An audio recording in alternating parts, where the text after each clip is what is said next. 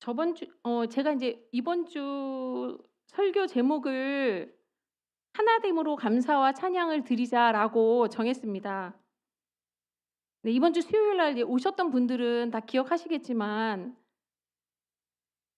저희가 예배에 대해서 예배를 빼앗기지 말자는 그런 설교를 들었던 것을 기억하실 것입니다. 사단은 우리에게 예배를 빼앗으려고 합니다.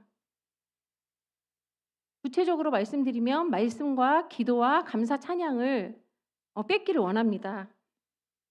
여러분, 사단은 돈을 구하는 자에게는 돈을 주고요.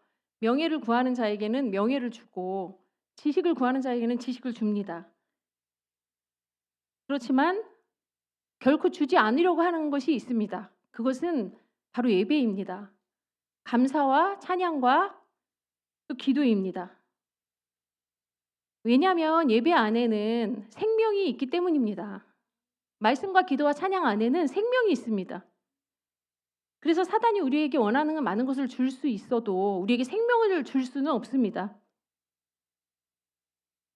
그래서 우리가 생명처럼 지켜야 할 것이 있다면 그것은 돈도 아니고 명예도 아니고 기도와 감사와 찬양하는 그런 예배라고 생각합니다.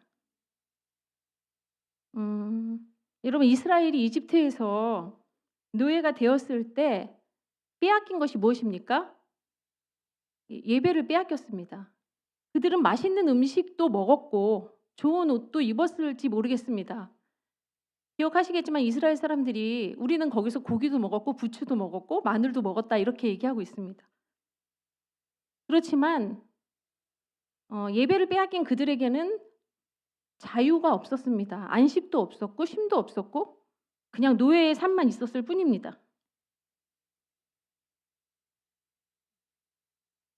예배가 없으면 참된 안식은 없습니다.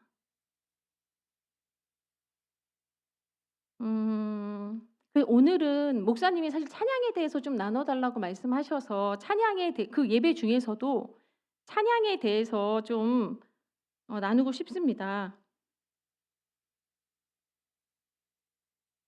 찬양은 원어로 자마르라고 하는데요. 노래하다, 춤추다, 악기를 연주하다, 칭찬하다, 그런 의미가 있습니다.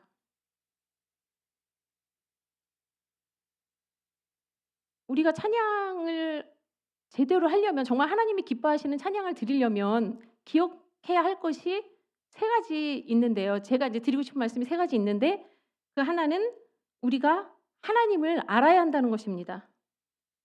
여러분, 그 찬양의 의미에 칭찬하다라는 의미가 있다고 했는데 칭찬하는데 그 사람을 알지 못하고 칭찬을 할 수 있을까요? 네, 우리는 그 사람을 알지 못하고는 칭찬할 수 없습니다. 그래서 우리가 찬양하는 대상인 하나님을 알아야 합니다. 하나님의 성품을 알아야 하고, 그리고 하나님의 행하신 일들을 알아야 하고, 그리고 하나님의 또 이름을 알아야 합니다. 그래서 호세아서 6장 3절, 제가 PPT 혹시 드렸는데 한번 같이 읽어 보겠습니다. 그러므로 우리가 여호와를 알자. 힘써 여호와를 알자. 그의 나타나심은 새벽빛같이 어김없나니 비와 같이. 네, 또 예레미야 9장 24절도 한번 같이 읽어 보시겠습니다. 자랑하는 자는.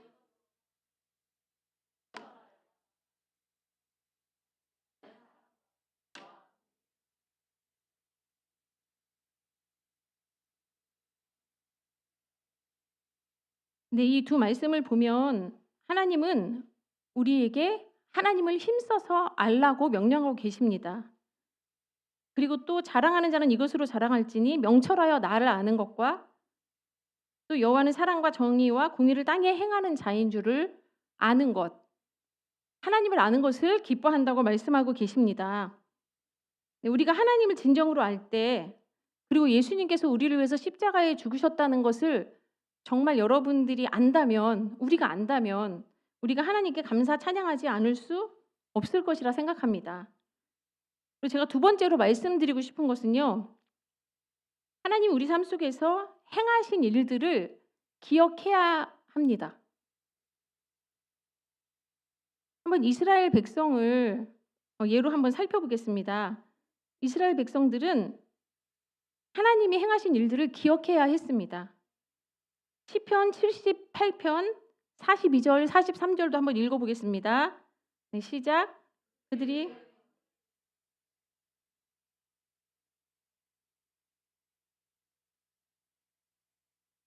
네, 여기서 그 43절은요. 그때 하나님이 애굽에서 그의 표적들을 소환들에서 그의 징조들을 나타내사 이렇게 말씀하고 계신데요.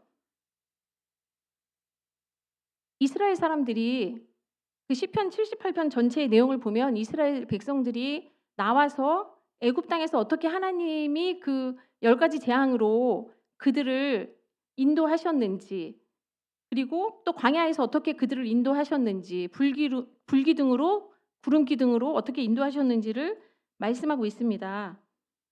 그렇지만 이스라엘 사람들은 안타깝게도 구원하신 나를 기억하지 않았다고 말씀하고 있습니다. 또 시편 106편 13절도 한번 읽어보겠습니다. 네, 함께 읽겠습니다. 그러나 그들은 그가 행하신 일들. 네, 여기서도 마찬가지로 그들은 그가 행하신 일을 곧 잊어버렸다고 말하고 있습니다. 시편 121절에도 그렇게 말하고 있습니다. 애굽에서 큰 일을 행하신 그의 구원자 하나님을 그들이 잊었나니.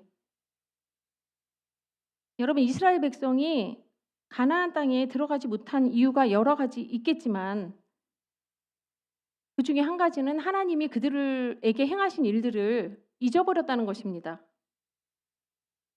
우리도 한번 좀 자신을 돌아볼 필요가 있다고 생각합니다. 우리는 끊임없이 하나님께서 우리에게 행하신 일들을 잊어버리고 있지는 않습니까? 개인의 삶을 돌아볼 때 분명히 우리 과거에 하나님이 우리가 죄인 되었을 때 우리를 구원해 주시고 우리를 사랑하신 그런 구원의 감격이 있었을 거라고 생각합니다. 우리는 그것을 잊어서는 안 될 것입니다. 우리가 정말 죄인이었을 때, 우리가 정말 절망 가운데 있었을 때, 우리가 정말 아무런 도움을 받을 수 없을 그때 하나님이 우리에게 손을 내밀어 주셨고 우리를 구원하셨습니다. 그 구원의 감격을 잊지 않아야 우리가 정말 하나님께 늘 감사의 찬양을 드릴 수 있을 것입니다. 네, 시편 103편 1절에서 5절도 한번 좀 많지만 읽어보겠습니다. 네. 내 영혼아 여호와를 송축하라. 내 속에 있는 것들아 다 그의 거룩한 이름을 송축하라. 여호와를 송축하며 그의 모든 은택을 잊지 말지어다.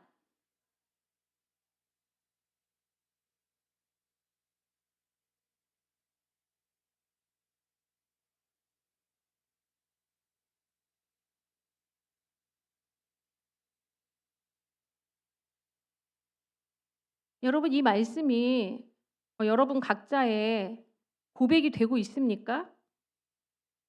하나님께서는 그의 모든 은택을 잊지 말라고 말씀하시고 우리의 모든 죄악을 사하시고 우리의 병을 고치시며 우리의 생명을 파멸해서 속량하시고 인자와 긍휼로 관을 씌우셨다고 말씀하고 계십니다.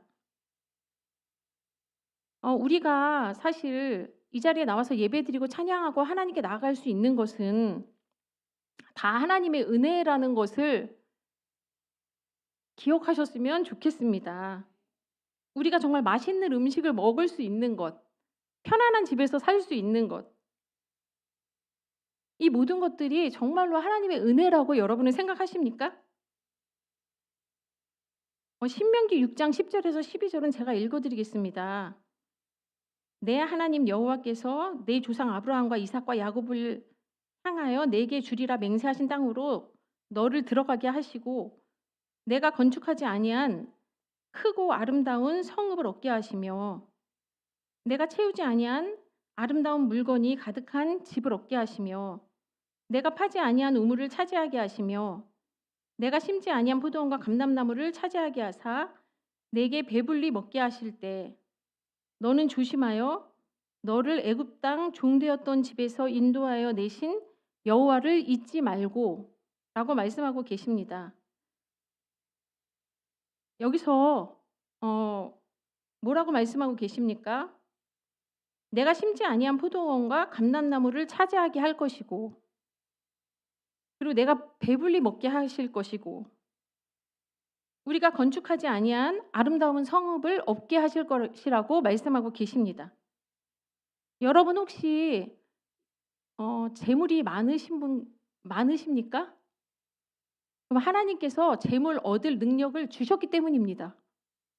여러분 뭐 좋은 은사가 있으십니까? 뭐 악기를 잘 다룬다거나 찬양팀들은 노래를 잘한다거나 뭐 여러 가지 은사가 있을 수 있지만 그것은 다 하나님이 주셨기 때문에 우리가 할 수 있는 것입니다. 우리가 헌금 드리는 거, 찬양하는 거, 봉사하는 거, 하나님이 우리에게 건강을 주시지 않으면 할 수 없는 것입니다. 그래서 만물이 주께로 나와서 주께로 돌아간다고 우리가 찬양하잖아요. 우리는 모두 하나님께 받았습니다. 여기 하나님께 받지 않은 분 계신가요? 우리가 한 것 같지만 사실은 우리가 한 것이 아니고 우리는 다 하나님께 받아서 하는 것뿐이고 하나님께 받아서 다시 돌려드리는 것뿐입니다. 그래서 우리가 이런 사실들, 이것들을 우리가 잊지 말아야 할 것입니다. 우리가 만약에 우리의 지은 죄대로 하나님이 우리에게 갚으셨다면 이 자리에 나와서 앉아 있을 사람은 한 사람도 없을 것이라고 생각합니다. 죄책감을 들으려고 하는 말이 아니고 정말로 그렇습니다. 우리는 하나님의 은혜로 이 자리에 있는 것입니다. 그래서 제가 지금 감사와 찬양을 드리기 위해서 기억해야 할 것을 첫 번째는 하나님이 누구인지를 알아야 한다였습니다. 그리고 두 번째는 하나님께서 우리에게 행하신 것들을 잊지 말고 기억해야 한다는 것이었습니다. 그리고 세 번째는 제가 말씀드리고 싶은 것은 믿음이 있어야 한다는 것입니다.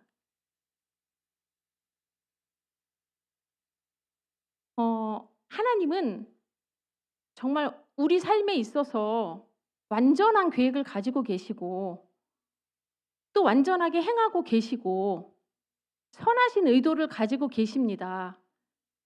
그리고 하나님은 능력이 정말 많으신 분이십니다. 여러분 이것을 정말 믿으십니까? 그리고 하나님의 말씀은 하나도 변하지 않는 진리입니다. 우리는 이런 것들에 대해서 정말로 믿음으로 하나님께 나아가야 할 것입니다. 하나님께 나아가는 자는 반드시 그가 계신 것과 그가 또한 자기를 찾는 자들에게 상 주시는 이심을 믿어야 할지니라라고 말씀하고 계십니다.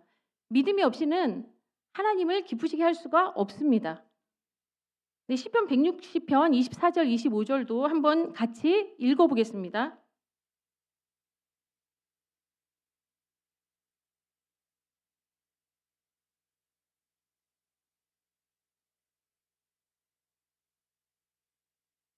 네. 시편 106편을 보면 여기서도 마찬가지로 이스라엘 백성들을 어떻게 하나님의 애굽에서 인도하여 내셨는지 그리고 광야에서 어떻게 인도하셨는지 설명을 하고 있는데요. 그들이 그 기쁨의 땅을 멸시하며 그 말씀을 믿지 않았다고 말하고 있습니다. 이스라엘 백성들은 광야에서 어려움이 있을 때마다 끊임없이 하나님을 의심했습니다. 그리고 하나님의 선하신 의도를 의심했습니다. 여러분은 어떠신가요? 우리에게 어려움이 있을 때 어떤 생각이 드시나요? 왜 이렇게 나한테 어려운 일이 생기지? 하나님이 나한테 벌 주려고 그러시나? 이런 생각이 먼저 들 때가 많이 있잖아요. 그렇지만 하나님이 혹 우리가 잘못해서 벌을 주신다고 해도 징계를 하신다고 해도 그것은 하나님이 우리를 선하게 인도하시기 위함이지 우리를 정말로 벌하거나 나쁘게 하기 위해서가 아니라는 것을 우리는 기억해야 할 것입니다. 민수기 11장 21절에서 23절을 보면 이것도 제가 읽어 드리겠습니다. 모세가 이르되 나와 함께 있는 이 백성의 보행자가 60만 명이온데 주의 말씀이 한 달 동안 고기를 주어 먹게 하겠다 하시오니 그들을 위하여 양떼와 소떼를 잡은즉 족하오며 바다의 모든 고기를 모은들 족하오리이까. 여호와께서 모세에게 이르시되 여호와의 손이 짧으냐 내가 이제 내 말이 내게 응하는 여부를 보리라. 지금 이 내용은요. 이스라엘 백성들이 광야에서 이스라엘 백성들이 애굽에서 나올 때 그 잡족들도 같이 나왔거든요. 그러니까 순수 이스라엘 사람 아닌 다른 사람들도 같이 나왔는데 그 사람들이 먼저 원망을 시작합니다. 고기를 먹지 못한다고. 우리의 그 고기가 없다고. 그럴 때 이스라엘 사람들도 동요돼서 함께 원망하며 울기 시작했다고 말씀하고 있습니다. 이 11장 전체의 내용이 그렇습니다. 그래서 우리에게 보이는 것은 이 맛없는 그 만나밖에 없다. 이제 이게 너무 싫다 이러면서 막 슬퍼하면서 울었습니다. 그러니까 모세가 너무 힘들어서 하나님께 나아가서 하나님 이 백성들이 지금 고기를 원하고 있습니다. 그러면서 지금 모세가 얘기하는 내용이 이 민수기 제가 읽어드린 21절에서 23절 내용이에요. 근데 모세까지도 지금 하나님에 대해서 의심하고 있습니다. 하나님이 내가 너희에게 고기를 줄 거야. 한 달 동안 먹게 해줄 거다. 이렇게 말씀하시는데 지금 우리가 함께 있는 보행자가 몇 명이라 그러죠? 60만 명인데 어떻게 하나님이 고기를 우리에게 먹게 하시겠습니까? 이렇게 지금 얘기하고 있는 겁니다. 여러분 이 사건을 너무 잘 아시죠? 하나님이 메추라기를 보내셔서 모두 고기를 먹게 하십니다. 이들의 불신이 얼마나 원망과 불신이 컸는지 모세까지 이렇게 얘기하는 것을 보면 우리가 알 수 있습니다. 우리가 정말 우리도 이런 이스라엘 백성과 같은 광야의 시대를 지날 때가 시간을 보낼 때가 있습니다. 그럴 때 우리는 이런 상황에 어떻게 반응합니까? 감사와 찬양으로 반응하고 계십니까? 아니면 불신과 원망으로 반응하고 계십니까? 많은 어려움들이 광야 생활에 있었습니다. 그렇지만 다 그건 이유가 있었고 하나님이 협력해서 선을 이루시고자 하는 뜻이 있었습니다. 그리고 또 우리의 어려움이라는 거는요. 사실 대체로 우리의 욕심일 때가 많습니다. 이스라엘 백성들이 고기를 구했던 것도 그들이 욕심을 내서라고 말씀하고 계십니다. 여러분 저도 그렇고 한번 생각해 봤으면 좋겠어요. 지금 필요한 것을 한번 생각해 보시기 바랍니다. 그것이 정말 필요한 것인지 욕심인지 더 큰 집을 원하시거나 더 좋은 차를 원하시거나 우리가 그렇게 생각할 수 있습니다. 그렇지만 하나님은 분명 우리에게 풍족히 주시는 분이시고 우리의 필요를 채워주시는 분이십니다. 우리의 구하는 것들이 혹시 욕심이 아닌지 그것 때문에 원망하고 있는 것은 아닌지 한번 돌아봤으면 좋겠습니다. 만약에 이스라엘 백성들이 원망하고 막 울고 슬퍼하고 이렇게 아니고 하나님 우리가 고기를 먹고 싶어요. 하나님은 주실 수 있는 분인 줄 믿습니다. 이렇게 기도했으면 어땠을까요? 그러면 하나님이 고기를 주셨을 것 같아요. 기쁘게. 제 생각에는. 네. 사실 모든 상황에서 그렇게 감사하고 찬양하는 게 쉬운 일은 아닙니다. 그것을 저도 너무 잘 알고 있고 여러분도 알고 계실 것입니다. 그렇지만 우리가 정말 하나님을 알고 믿고 하나님을 정말로 의지한다면 우리는 감사와 찬양을 선택할 수 있을 거라고 생각합니다. 또 감정이 따라오지 않을 때도 있습니다. 그럴 때는 의지적으로 우리가 감사하고 찬양을 해야 합니다. 그럴 때 하나님은 놀라운 일을 행하십니다. 제가 한 가지 책 내용을 좀 말씀드리고 싶은데요. 찬송 생활의 권능이라는 책이 있습니다. 예전에 읽었는데 제가 어떤 분의 설교로 얼마 전에 들었어요. 어떤 사람이 미국에 있는 사람인데 40 살에 종신형 50 년인가를 죄를 지어서 50년 선고를 받고 감옥에 들어갔습니다. 근데 이 사람이 아마 사기를 쳐서 들어간 것 같아요. 근데 거기서 예수님을 만나게 됐어요. 그리고 이 사람이 예수님을 만나면서 모든 것을 감사로 바꾸기 시작했습니다. 그 감옥이 너무너무 지저분하고 상황이 열악해서 앉아서 잤다고 합니다. 왜냐하면 누워 있으면 바퀴벌레가 지나다녀서 잠을 잘 수가 없었대요. 근데 그 사람이 "하나님, 제가 바퀴벌레로 인해서 감사합니다." 이렇게 기도했다고 합니다. 근데 놀랍게 그 뒤로 바퀴벌레가 사라졌대요. 이게 진짜 책에 나오는 내용입니다. 그러니까 우리가 정말 감사하고 찬양하는 것이 얼마나 우리 상황에 영향을 미치는지 단적으로 보여주는 그런 간증이라고 생각합니다. 저도 좀 하나 간증을 좀 하고 싶은데요. 제가 좀 오래된 일이지만 결혼하기 전에 이제 저희 아빠가 중풍으로 쓰러지신 적이 있다고 제가 DTS 때는 말씀드렸는데, 그때 반지하 방에서 살았습니다. 그래서 아빠는 인제 쓰러지셔서 누워 계시고, 근데 반지하인데 비가 와서 계속 물이 차는 거예요, 화장실에서. 그래서 계속 물이 차니까 밤새 그때 제가 인제 예수전도단 간사였어요. 근데 밤새 물을 펐어요. 그걸 퍼내지 않으면 감당할 수가 없잖아요. 아빠도 누워 계시고 인제 그런 상황이고 엄마도 계셨고. 근데 그 상황에 제가 찬양을 했던 것 같아요. 그때 제가 막 되게 성령 충만할 때라 찬양하면서 그 물을 막 퍼냈어요. 그랬더니 저희 이모가 그때 밤에 저희 집에 가까운 데에 와 계셨는데 믿지 않는 분이셨거든요. 근데 저한테 "야, 쟤는 교회를 다니니까 저렇게 어려운데도 찬양을 하면서 물을 푼다." 이렇게 말씀을 하셨거든요. 그래서 제가 '아, 이 기회가 이때다.' 하고 예수님을 전하고 영접 기도를 전도를 했던 그런 일이 있었습니다. 그래서 굉장히 좀 힘들었지만 너무 감사하고 기쁜 하루가 됐어요. 네, 우리가 정말 어려운 상황에 내 마음에 들지 않는 상황에도 "하나님 감사합니다. 하나님 찬양합니다."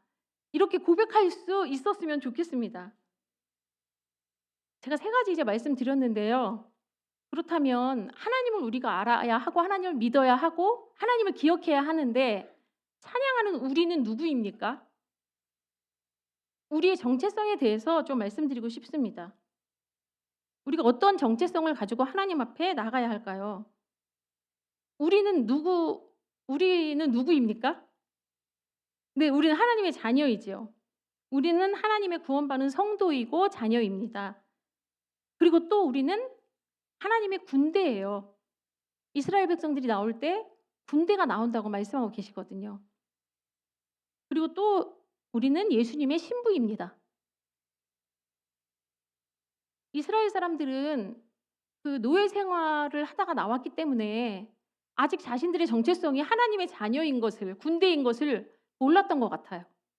그래서 아직 여전히 그 노예였던 정체성으로 살아갔던 것 같습니다.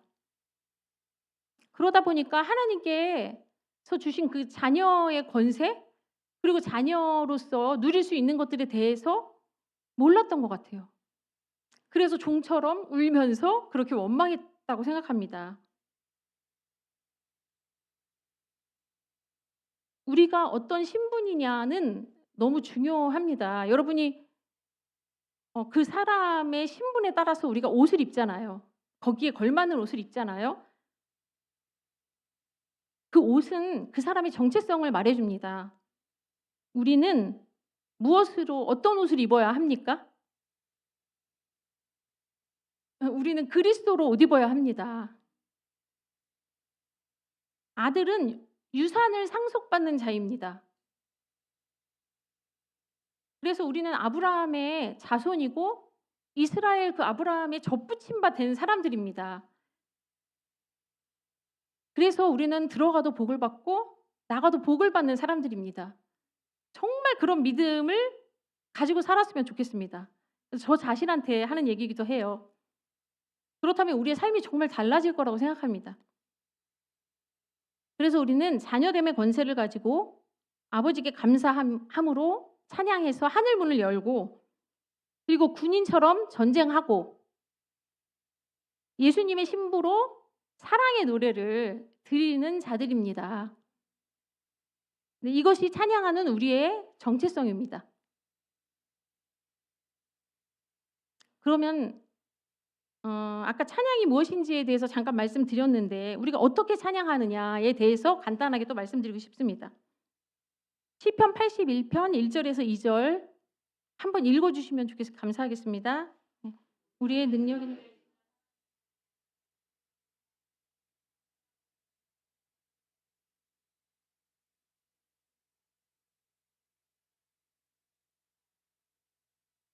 네, 시편의 많은 내용이 우리가 어떻게 찬양하는지에 대해서 말하고 있는데, 특별히 이 말씀은 모든 내용이 진짜 함축적으로 들어가 있어서 제가 이 말씀을 선택했습니다.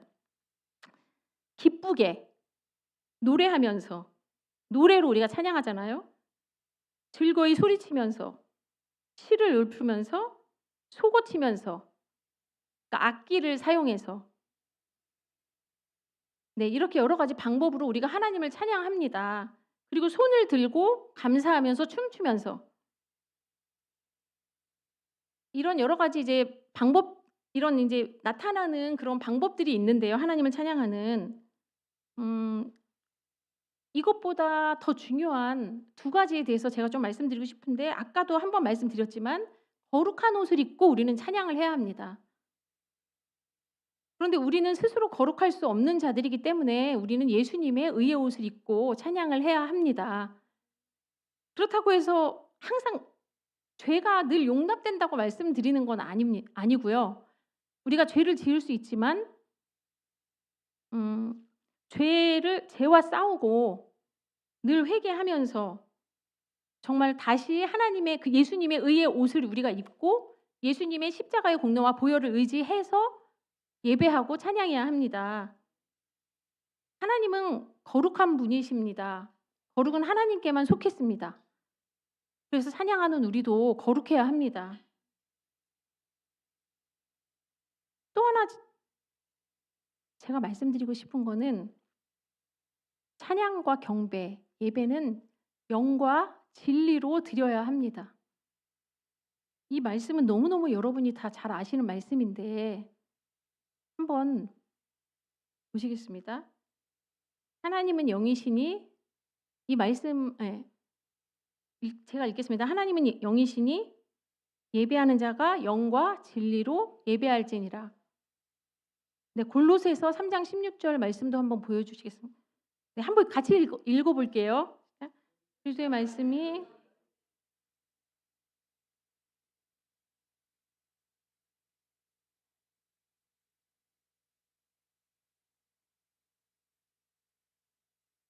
근데 이 말씀을 보면 신령한 노래라는 구절이 있죠. 신령한 노래. 그 뜻을 제가 찾아봤어요, 원어로. 요즘에 앱이 잘 돼 있어서 찾아보면 다 나와요.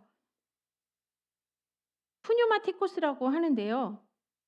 뜻은 영에 속한, 영적인, 성령이 가득한 그런 의미를 가지고 있습니다. 여러분, 찬양은 세상 노래와는 다르잖아요. 세상 노래는 세상 영에 영향을 받습니다. 많은 가수들이, 미국 가수들도 그렇고 아마 우리나라 가수들도 그렇겠지만, 영감을 귀신이나 사단한테 받아서 노래를 만드는 것을 여러분 아시죠? 세상 노래는 세상 영의 영향을 받고요. 대부분의 노래는 다 영적입니다. 사실 문화는, 대체로 예술 문화는 영적이에요. 영의 영향이 있습니다. 루시퍼가 찬양하는 천사였잖아요, 원래. 그래서 우리의 찬양은 그렇다면 어떻게 드려야겠습니까? 성령으로 충만함으로 영적인 예배를 드려야 합니다. 그런데 이 영적인 예배, 성령이 충만한 예배를 드리기 위해서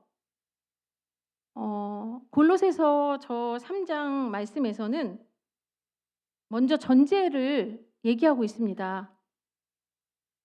그것이 무엇입니까? 네, 그렇습니다. 그리스도의 말씀이 너희 속에 풍성히 거해야 한다고 말씀하고 계십니다. 저는 예전에 예배 찬양 사역도 좀 하고 오래 하면서 영과 진리로 예배드리는 것이 무엇인지 많이 묵상하고 고민하고 생각했습니다. 그런데 점점 제가 이제 깨닫게 되는 것은 우리가 성령의 충만함으로 기도하고 그리고 말씀이 우리 속에 풍성히 거하는 것. 우리 삶의 평소의 삶이 정말 말씀으로 가득 채우고 기도의 생활을 하고 이렇게 할 때 우리가 영과 진리로 신령한 노래를 하나님께 드릴 수 있다고 생각합니다. 이 말씀이 그것을 의미한다고 말씀드리고 싶습니다. 그래서 우리가 기도만 되게 중요시 생각하는 사람들이 있고 어떤 경우에는 말씀만 중요시 여기는 사람들이 있어요. 근데 말씀도 중요하고 기도도 중요하고 성령의 임재를 구하고 두 가지가 함께 균형 있게 가는 것이 너무너무 중요하다는 것을 기억하셨으면 좋겠습니다. 우리는 그래서 영과 진리로 예배드려야 합니다. 그래서 말씀도 열심히 읽으셔야 되고요. 묵상해야 되고요. 암송해야 되고 읊조리고 기도도 열심히 해야 해요. 이 다 하려면요 시간이 없어요. 다른 거 할 시간이 없어요 정말 우리는. 제가 점점 느끼는 게 아니 어디서는 뭐 3 시간 기도하라 그래. 어디서는 성경을 맨날 한 40장 읽으라 그래. 막 이래요. 두 가지를 다 어떻게 해? 근데 제가 느낀 게 쓸데없는 거 안 하면 할 수 있더라고요. 우리가 정말 하나님께 온전한 찬양과 예배를 드리기 위해서 물론 제가 뭐 늘 그렇게 한다는 건 아니지만 최선을 다해서 그렇게 말씀을 보면서 하나님을 알아가기를 힘쓰고 기도하면서 성령님을 구해야 한다고 생각합니다. 시간이 좀 많이 갔는데 네 번째로 찬양의 결과에 대해서 말씀드리면 여러 가지가 있습니다. 여러분 찬양하시면 기쁘고 힘이 나고 기도 응답도 되고 치유도 있고 하나님 음성도 들리고 다 경험하셨을 거라고 생각해요. 그런데 특별히 영적 전쟁에서의 승리를 말씀드리고 싶습니다. 여호사밧 왕에 대해서 여러분 잘 아시죠? 모르시나요? 역대하 20장에 보면 아람이 공격을 해 옵니다. 유다 족속의 여호사밧 왕 때. 그래서 여호사밧 왕이 뭐라고 기도하냐면 "우리 하나님이여 그들을 징벌하지 아니하시나이까? 우리를 치러 오는 이 큰 무리를 우리가 대적할 능력이 없고 어떻게 할 줄도 알지 못하옵고 오직 주만 바라보나이다." 이렇게 얘기합니다. 그때 15 절에 보면 아하시엘에게 하나님의 말씀이 임합니다. 근데 그 아하시엘은 아삽의 자손인데요. 그 예루살렘 주민과 여호사밧 왕이여 들을지어다. 여호와께서 이같이 너에게 말씀하시기를 너희는 이 큰 무리로 말미암아 두려워하거나 놀라지 말라. 이 전쟁은 너희에게 속한 것이 아니요 하나님께 속한 것이다. 이렇게 말씀을 전합니다. 그러니까 백성들과 여호사밧 왕이 그 말씀에 힘을 얻고 그 말씀을 믿고 찬양대를 조직해서 전쟁 앞에 나가서 군사들 앞에서 먼저 찬양을 하게 합니다. 백성과 더불어 의논하고 노래하는 자들을 택하여 거룩한 예복을 입히고 군대 앞에서 행진하며 여호와를 찬송하여 이르기를 여호와께 감사하세. 그의 인자하심이 영원하도다. 네, 이렇게 찬양했습니다. 그럴 때 어떤 일이 일어났습니까? 여러분 다 아시겠지만 적들이 서로 하나님이 주신 복병이 있어서 그들을 쳤고 아마 천사들이라고 생각해요. 그리고 서로 쳐서 자멸하기 시작합니다. 네. 이들의 승리는 무엇 때문이었습니까? 이들은 힘이 없고 하나님만 의지한다는 기도를 했고 이김을 주신다는 그 하나님의 약속을 믿었고 그것을 감사함으로 찬양했습니다. 하나님은 선하시고 인자하십니다라고 얘기합니다. 그럴 때 하나님께서 굳이 적과 싸우지 않아도 승리를 주셨습니다. 우리가 어떤 어려움 가운데 있을 때 정말 마음을 지키는 것이 중요하더라고요. 그럴 때 우리가 하나님을 시선을 들어서 정말 하나님을 바라보는 것이 그 상황의 문제를 해결하는 데 너무너무 중요한 키라고 생각해요. 베드로가 물 위를 걷다가 예수님의 그 시선을 놓쳤을 때 바다에 빠져 들어가잖아요. 그렇지만 또 예수님을 부를 때 또 붙잡아 주십니다.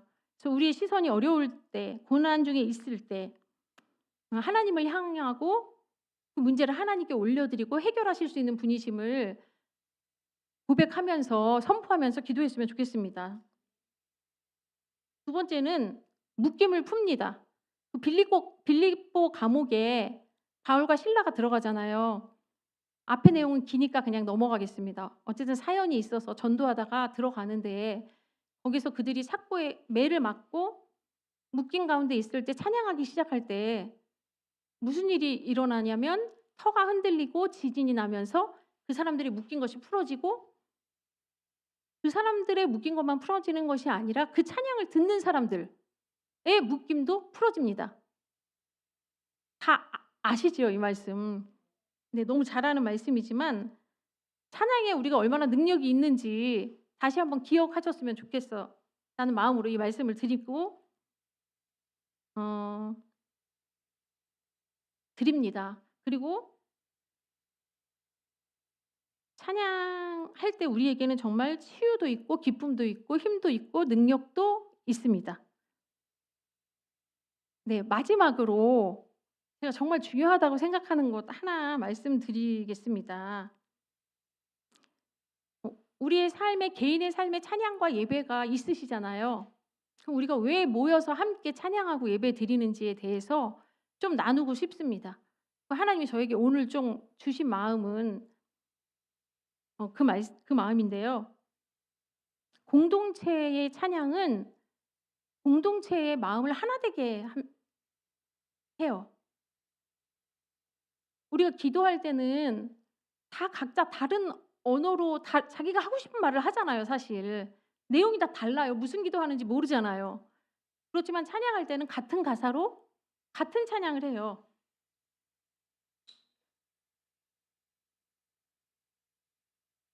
그래서 우리가 함께 찬양할 때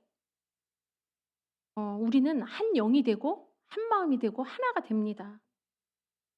에베소서 2장 21절을 보면 그의 안에서 건물마다 서로 연결하여 주 안에서 성전이 되어가고 라고 말씀하고 있습니다. 또 2장 22절을 보면 너희도 성령 안에서 하나님이 거하실 처소가 되기 위하여 그리스도 예수 안에서 함께 지어져 가느니라.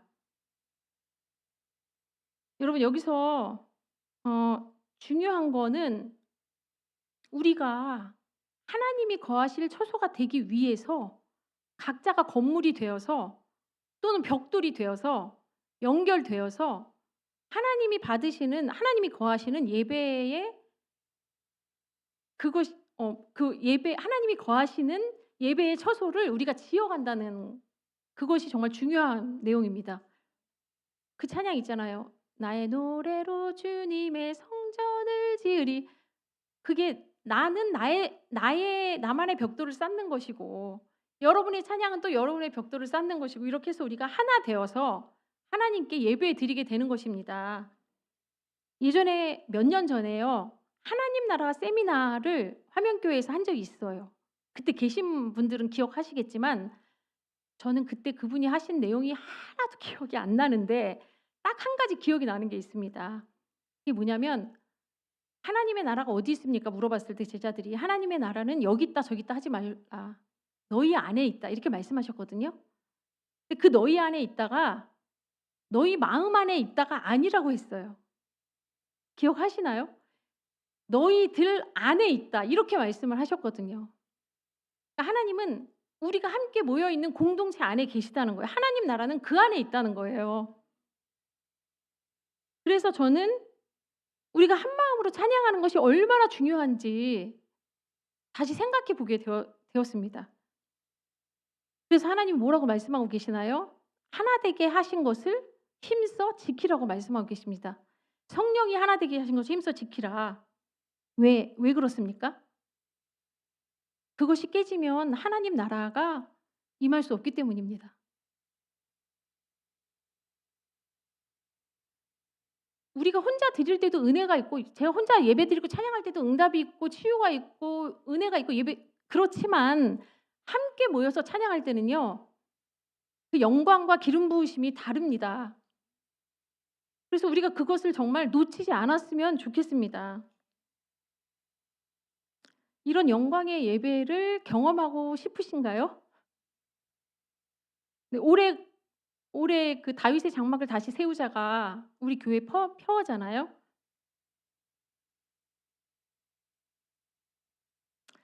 제가 그냥 간증을 하나 또 하자면 저희가 예전에 이제 사역할 때 오 목사님이랑 남편하고 저하고 이제 지역개발센터라는 그런 사역에 있었는데요. 몇 년 전에 그때 저희가 그 사역이 이렇게 건축을 하는 일이라서 남자분들이 좀 예배 안 하고 기도 안 하고 계속 일만 하러 가고 이러는 거예요. 그러면서 좀 어려움도 겪었습니다. 그러면서 다시 새롭게 사역이 시작되는 그런 시점에서 '안 되겠다. 우리가 예배를 드리자.' 그래서 이제 자매들도 다 함께 아무런 계획도 하지 않고 그냥 다 함께 모여서 매일매일 찬양을 하고 예배를 드렸습니다. 함께. 그리고 중보기도를 했습니다. 그러면서 우리가 뭐 사역에 대해서 우리는 이렇게 할 거야 저렇게 할 거야 이런 얘기도 하지 않았는데요. 정말 우리가 함께 찬양하면서 함께 기도하다 보니까 한 마음이 되고 한 비전이 되고 한 방향으로 그냥 자연스럽게 나가게 되더라고요. 그러면서 그때 미얀마 선교사님이 저희를 찾아오셨고 몇 달 뒤에 미얀마 사역을 하게 되었습니다. 그러면서 제가 느낀 게 아무도 그 미얀마 사역에 하는 데 대해서 반대하는 사람도 없었고 뭐 싫어하는 사람도 없었고 왜냐하면 우리는 이미 함께 기도하고 찬양하면서 그것에 대해서 하나님이 각자에게 어느 정도 알게 하시고 준비하게 하시고 한마음이 되게 하셨거든요. 그래서 저는 함께 예배드리고 찬양하는 것이 너무 중요한 것을 경험했었습니다. 음. 그래서 찬양팀이 공교하게 연주를 하는 것도 중요하고 노래를 잘하는 것도 중요하고 모든 게 다 중요해요. 그렇지만 하나됨이 가장 중요하다고 생각합니다. 하나됨이 가장 중요합니다. 그리고 이 우리가 드리는 예배는 누구 한 사람의 책임이 아니고 우리 각자의 책임이에요. 아까도 말씀드렸듯이 우리가 각자 건물이 되어서 서로 연결되어 가는데 물론 찬양 인도자가 목사님이 더 많은 책임을 어쩌면 더 많은 벽돌을 가지고 있는지도 모르겠어요. 그렇지만 우리 한 사람 한 사람이 이 교회를 정말 예배를 지어 나가는 벽돌이고 건물이라는 것을 기억하셨으면 좋겠습니다. 그래서 찬양팀만 열심히 예배드리는 게 아니라 혹시 찬양 인도하는 사람이 내 마음에 들지 않고 스타일이 뭐 그렇다고 해도 오늘의 곡이 좀 마음에 안 들어도 그래도 우리가 그냥 하나님을 바라보면서 한 마음으로 정말 열심히 찬양을 드렸으면 좋겠습니다. 그렇게 우리가 한 마음으로 예배드리고 찬양하고 할 때 하나님께서 그 안에 거하실 것이고 우리는 정말 하나님의 영광을 맛보게 될 것입니다.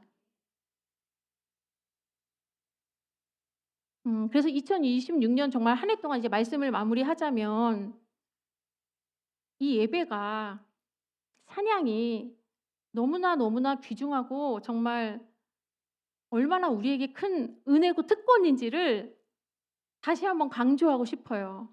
신의 악단 영화 혹시 제가 이 얘기 많이 하는데 신의 악단 영화 보셨나요?